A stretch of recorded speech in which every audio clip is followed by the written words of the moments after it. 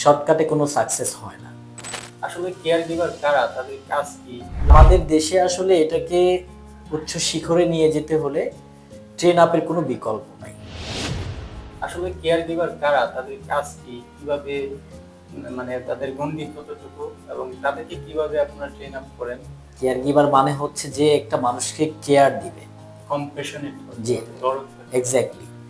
একটা মানুষের যখন টেক কেয়ার করবে, সে যখন এই ব্যাপারগুলো জানবে, like that vital sign, patient monitoring, তারপরে পেশেন্টকে কিভাবে একটা পেশেন্টকে হ্যান্ডেল করতে হয়, লিফটিং শিফটিং করতে হয়, পেশেন্টের কিভাবে বেড বাদ দিতে হয়, সেই প্রসিডিওরগুলো কিন্তু যে কেউ পারবে না।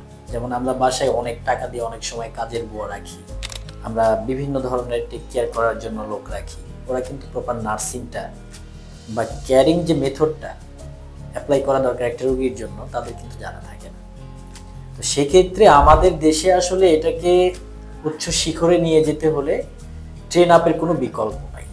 তো অনেক বেশি ট্রেন আপের দরকার আছে, ইভেন শর্টকাটে কোনো সাকসেস হয় না।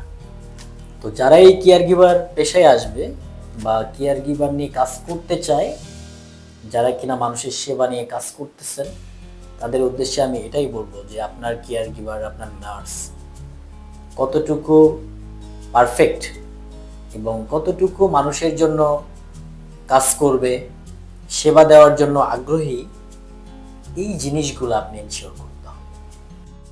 For more update, visit our website www.respitecarebd.com.